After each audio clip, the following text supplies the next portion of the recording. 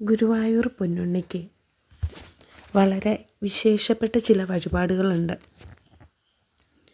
അതിനെക്കുറിച്ചാണ് നമ്മളിവിടെ പറയുന്നത്. വഴിപാടുകളെക്കുറിച്ച് നിങ്ങൾക്ക് അറിവുണ്ടായിരിക്കും, പക്ഷേ അത് എന്താവശ്യത്തിന് വേണ്ടിയിട്ടാണ് ചെയ്യേണ്ടത് എന്ന് ചിലർക്കെങ്കിലും സംശയമുണ്ടാവും. അങ്ങനെയുള്ളവർക്ക് വേണ്ടിയാണ് ഈ വീഡിയോ. ഉദ്ദിഷ്ട കാര്യത്തിനായി ഗുരുവായൂരപ്പന് ചെയ്യേണ്ട ചില വഴിപാടുകൾ വളരെ ചിലവ് കുറഞ്ഞതും എന്നാൽ വളരെയധികം പ്രയോജനമുള്ളതുമായിട്ടുള്ള വഴിപാടുകളാണ്. അതാത് കാര്യങ്ങൾക്ക് ഈ വഴിപാടുകൾ നിങ്ങൾ നേർന്നാൽ തീർച്ചയായിട്ടും അത് സാധിച്ചിരിക്കും. ഈ വഴിപാടുകൾ നടത്തുവാൻ വീട്ടിൽ നിന്ന് ഇറങ്ങുന്നതിന് മുന്നേ നിങ്ങൾ ചെയ്യേണ്ട ഒരു പ്രധാന കാര്യം, ഭഗവാനെ കൃഷ്ണ, ഒരു തടസ്സവും കൂടാതെ അങ്ങയെ കാണുവാനും ഈ വഴിപാട് ഇന്ന കാര്യത്തിന് ഞാൻ ചെയ്ത നേർന്ന ഈ വഴിപാട് നടത്താൻ ശക്തിയും എനിക്ക് തരണേ ഭഗവാനെ എന്ന് പ്രാർത്ഥനയോടുകൂടി വേണം നിങ്ങളിറങ്ങാൻ. നിങ്ങളുടെ വഴിയിലുള്ള എല്ലാ തടസ്സങ്ങളും ഭഗവാൻ മാറ്റിത്തരും. കുറേ വഴിപാടുകളുണ്ട്. നിങ്ങൾക്കൊക്കെ ചിലപ്പോൾ ഇത് അറിവുള്ളതായിരിക്കും, പക്ഷേ ഇതെന്തിനു വേണ്ടിയാണ് ചെയ്യേണ്ടത് എന്ന് ചിലപ്പോൾ സംശയം ഉണ്ടാവും. അപ്പോൾ ആദ്യത്തെ വഴിപാട് ചേന വഴിപാടാണ്. നിങ്ങൾ ചിലരൊക്കെ ഇത് കണ്ടു കാണും, ചിലരത് കണ്ടു കാണില്ല. ഒരുപാട് ഭക്തർ ചേന വഴിപാടായിട്ട് അവിടെ സമർപ്പിക്കുന്നു. ഇത് എന്തിനു വേണ്ടിയാണെന്നറിയാമോ? പൊതുവിൽ ഇത് ചോദിക്കുമ്പോൾ ആരോഗ്യ സംരക്ഷണത്തിന് വേണ്ടിയിട്ടാണ് മറുപടി കിട്ടുക. ആരോഗ്യത്തെ സംരക്ഷിച്ചു നിലനിർത്താൻ, രോഗാവസ്ഥകളിൽ നിന്നും പുറത്തു കടക്കാൻ എന്ന് ഇത് പൊതുവിലെ പറയുന്നത്. എന്നാൽ ഇത് പ്രധാനമായും അലർജി സംബന്ധമായിട്ടുള്ള രോഗങ്ങൾക്കാണ് ഏറെ ഉത്തമമായിട്ടുള്ളത്. പല ഭക്തരും ഇങ്ങനെ വഴിപാട് ചെയ്ത് അവർക്ക് ത്വക്ക് സംബന്ധമായ ചില അലർജി കണ്ടീഷൻസ് ഒക്കെ മാറിക്കിട്ടിയിട്ടുണ്ട്.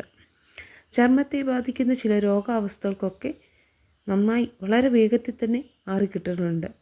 ചിലവ ഇങ്ങനെ വഴിപാടുകൾ നടത്തിയാൽ മാറിക്കിട്ടുന്നത് കൊണ്ട് നമ്മുടെ ജനറ്റിക്കായിട്ടുള്ള ചില പ്രശ്നങ്ങളുള്ളവർ ഇതിനെ ആ രീതിയിൽ സമീപിക്കരുത്. അവർക്ക് കുറച്ച് സമയമെടുക്കും അത് പൂർണ്ണമായിട്ട് മാറിക്കിട്ടാൻ. പക്ഷേ പൂർണ്ണമായി മാറിക്കിട്ടുക തന്നെ ചെയ്യും. ചില നെഗറ്റീവുകളുമായി ബന്ധപ്പെട്ടിട്ടുള്ള ചില വ്യക്തിക്കുണ്ടാകുന്ന അലർജി കണ്ടീഷൻസൊക്കെ വളരെ പെട്ടെന്ന് മാറും. എന്നാൽ രോഗാവസ്ഥയുമായി ബന്ധപ്പെട്ട് വന്നതാണെങ്കിൽ ചിലപ്പോൾ മാറാൻ ഒരല്പം ടൈം എടുക്കും. എങ്കിലും ഒട്ടനവധി പേർക്ക് ഈ ചേന വഴിപാട് നടത്തിയതോടുകൂടി അവരുടെ രോഗത്തിന് ഒരു ശമനം, ഒരു കുറവെങ്കിലും വന്നിട്ടുണ്ട് എന്നാണ്. അപ്പോൾ അത് നല്ലൊരു വഴിപാടാണ്. രണ്ടാമത്തേത് തൊട്ടിൽ വഴിപാട് എന്നുള്ളതാണ്. തൊട്ടിൽ വഴിപാടെന്ന് കേൾക്കുമ്പോൾ എല്ലാവരുടെയും വിചാരം എന്താണ്? കുട്ടി ഉണ്ടാകുന്നതിന് വേണ്ടി ആഗ്രഹിച്ച് ആൾക്കാർ തൊട്ടിൽ വഴിപാട് ചെയ്യും. കുഞ്ഞുങ്ങളുടെ സംരക്ഷണത്തിന് വേണ്ടി അവരുടെ ദേഹ അസ്വാസ്ഥ്യങ്ങളൊക്കെ മാറി അവരാരോഗ്യത്തോടെ വളരാൻ വേണ്ടിയിട്ടും തൊട്ടിൽ വഴിപാട് നടത്താം. വളരെ ഉത്തമമാണ്. പലർക്കും ഇതറിയില്ല. അവരെന്താണ്, കുട്ടികൾ ഉണ്ടാകാൻ വേണ്ടി മാത്രമാണ് ഇത് ചെയ്യുന്നത്. കുട്ടികൾ ഉണ്ടായിക്കഴിഞ്ഞാൽ ഇവർക്ക് ഇങ്ങനത്തെ വഴിപാട് ബുദ്ധിമുട്ടുകളൊക്കെ ഉണ്ടെങ്കിൽ നിങ്ങളൊരു തൊട്ടിൽ വഴിപാട് നേർന്നോളൂ. തീർച്ചയായിട്ടും നിശ്ചയമായിട്ടും അത് മാറിയിരിക്കും. മൂന്നാമത്തേത്, ചിലർ വാർദ്ധക്യം എത്തിയവരാണ് കൂടുതലും. ഉണ്ണിക്കണ്ണന് തൊട്ടിൽ വഴിപാട് നടത്തുക എന്ന് പ്രാർത്ഥിക്കാറുണ്ട്. അതും എത്ര പേർക്കറിയാമെന്ന് എനിക്കറിയില്ല.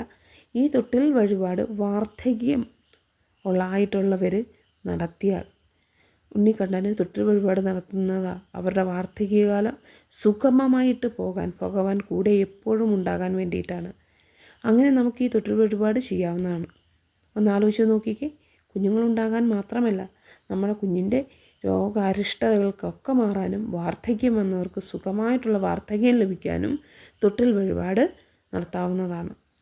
അത് ഭയങ്കര പ്രയോജനമാണ്. മൂന്നാമത്തേത് ചൂല് വഴിപാട്. തൂക്കുന്ന ചൂലിലോ അത് വഴിപാട് നടത്താമോ എന്നൊക്കെ ആൾക്കാർ ചിന്തിക്കാം. എന്തിനാണ് കൃഷ്ണനെ അത് സമർപ്പിക്കുന്നത് എന്ന് പറഞ്ഞാൽ തലമുടിയുമായി ബന്ധപ്പെട്ട, വളർച്ചയുമായി ബന്ധപ്പെട്ട കാര്യങ്ങളാണ്. പലർക്കും തലമുടി കുറവായതിൻ്റെ പ്രശ്നങ്ങളായിരിക്കാം, തലമുടി അതിൻ്റെ ഉള്ളു കിട്ടില്ല, അങ്ങനെയൊക്കെ പല പല കാര്യങ്ങൾ പറയാറുണ്ടല്ലോ. അപ്പോൾ തലമുടിയുമായി ബന്ധപ്പെട്ട പ്രശ്നങ്ങൾക്കുള്ള ഒരു പരിഹാരം എന്നുള്ള നിലയിലാണ് ഈ വഴിപാട് ചെയ്യുന്നത്. പലപ്പോഴും മുടികൊഴിച്ചിൽ അസാധാരണമായ രീതിയിൽ വന്നുകൊണ്ടിരിക്കുമ്പോഴാണ് ചൂല് വഴിപാട് വയ്ക്കുന്നത്. ആ ചൂല് വഴിപാട് കഴിപ്പിച്ച് കണ്ണനെ നന്നായിട്ട് തൊഴുതു പോകുമ്പോൾ ഈ പ്രശ്നം മാറിക്കിട്ടുന്നതായിരിക്കും, യാതൊരു സംശയവുമില്ല.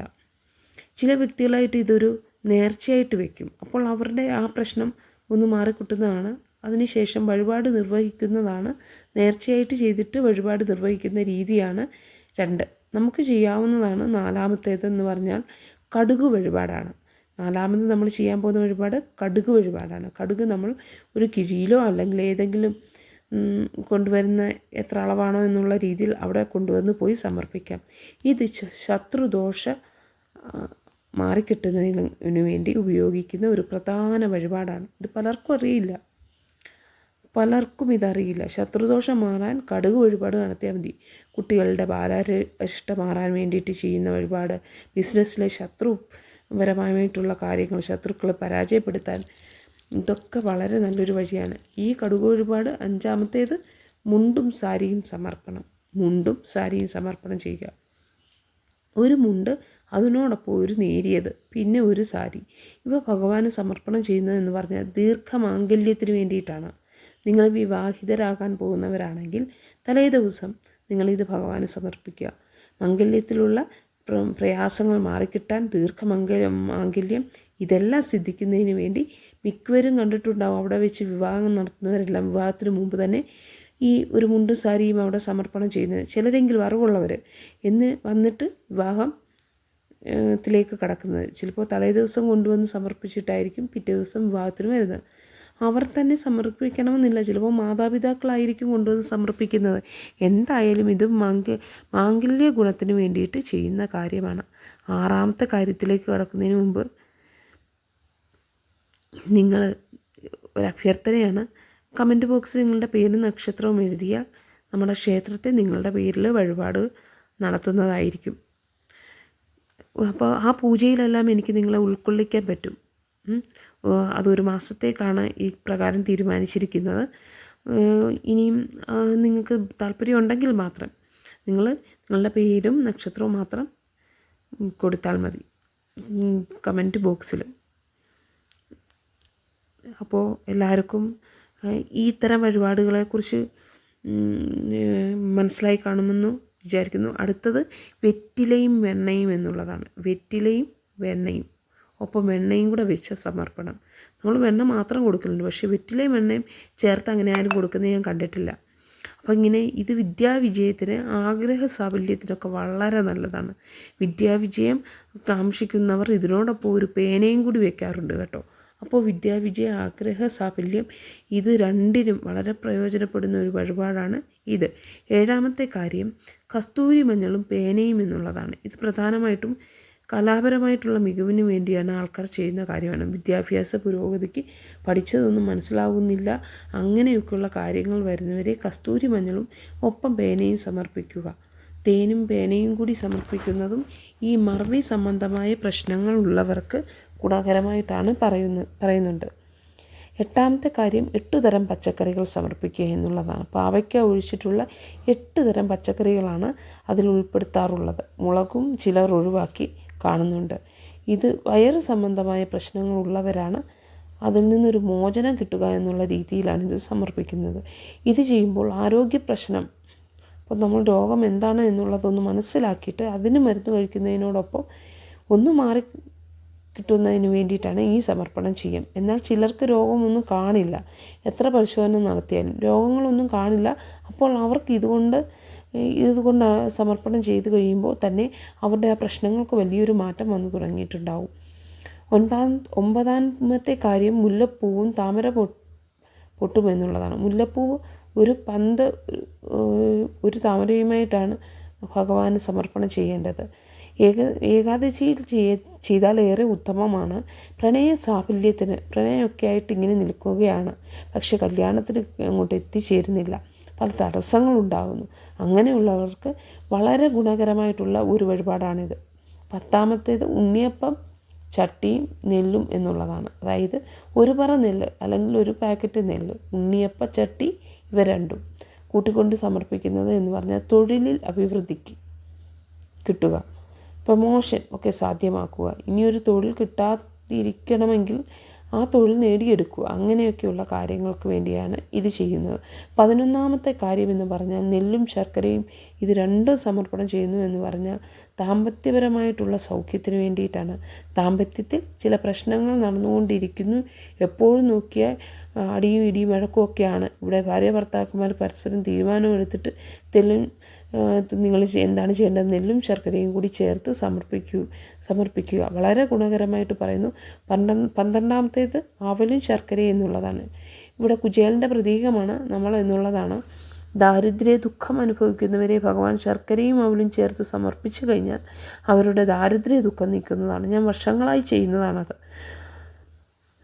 പുതിയ മാർഗങ്ങൾ ഭഗവാൻ മുന്നിലേക്ക് കാട്ടിത്തരും. കുചേലൻ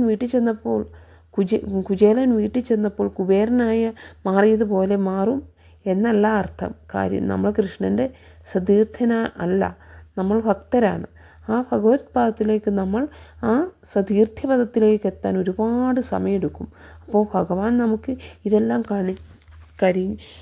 കഴിഞ്ഞാണെങ്കിൽ നമ്മൾ ഈ കൊടുക്കുന്ന വഴിപാട് നമ്മളുടെ ഭഗവാന്റെ നിറവാണ്. ഭഗവാൻ ഇതെടുത്തിട്ട് എന്തെങ്കിലും ഉപയോഗിക്കുക എന്നുള്ളതല്ല. നമ്മുടെ മനസ്സിൽ തോന്നുന്ന ആ ഒരു സംതൃപ്തി ഉണ്ടല്ലോ, ഭഗവാൻ അത് സമർപ്പിച്ച് കഴിയുമ്പോൾ ഭഗവാനോട് കൊടുക്കാനുള്ള ഭക്തിയാണ്. അത് വിശ്വാസപൂർവ്വം സമർപ്പിച്ചു കഴിഞ്ഞാൽ നമുക്ക് ചില പോംവഴികളൊക്കെ ഭഗവാൻ കാട്ടിത്തരും. അപ്പോൾ പ്രിയപ്പെട്ടവരെ, ഇതുപോലെ തന്നെ ഒട്ടനവധി അപൂർവമായിട്ടുള്ള വഴിപാടുകളുണ്ട്. ഈ വഴിപാടുകൾ ഇത് സമർപ്പണമായിട്ട് പറഞ്ഞ് നമ്മൾ കാലേ കൂട്ടി ഇറങ്ങുന്നതിന് മുമ്പ് ഇതെല്ലാം പറഞ്ഞ് സമർപ്പിച്ചാൽ മതിയാവും. നമ്മൾ കൂടുതൽ ഒരു റിസ്ക്കും ഒന്നും വേണ്ട, എന്ത് വേണമെങ്കിലും സമർപ്പിക്കാം എന്നുള്ള ഒരു ഇതുണ്ട്. എന്തെന്ന് പറഞ്ഞാൽ ഉപയോഗമുള്ള കാര്യങ്ങൾ എന്നുള്ള അർത്ഥത്തിലാണ് കേട്ടോ. അപ്പോൾ ആ രീതിയിൽ ഭഗവാനെ ഭക്തി പ്രസരം, ആ ഭക്തിയുടെ നെറുകയിൽ നിന്നുകൊണ്ട് സമർപ്പണങ്ങൾ ചെയ്യുക, അതിൻ്റേതായ പുണ്യം വർദ്ധിച്ചു വരുന്നതാണ്. അപ്പോൾ നിങ്ങൾക്ക് ഈ വീഡിയോ പ്രയോജനപ്പെട്ടു കാണുമെന്ന് വിചാരിക്കുന്നു. പലതും നിങ്ങളുടെ അറിവായിരിക്കുമെന്നും വിശ്വസിക്കുന്നു. അങ്ങനെ ഉണ്ടെങ്കിൽ അത് കമൻറ്റ് ചെയ്യണേ.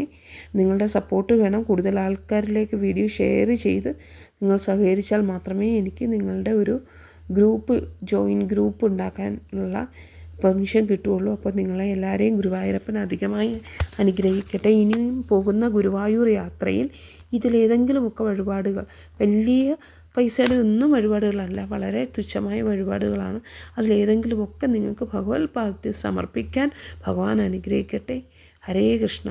കൃഷ്ണായ വാസുദേവായ ഹരേ പരമാത്മനെ പ്രണതക്ലേശനാശായ ഗോവിന്ദായ നമോ നമഃ. കൃഷ്ണായ വാസുദേവായ ഹരേ പരമാത്മനെ പ്രണതക്ലേശനാശായ ഗോവിന്ദായ നമോ നമഃ. ഹരേ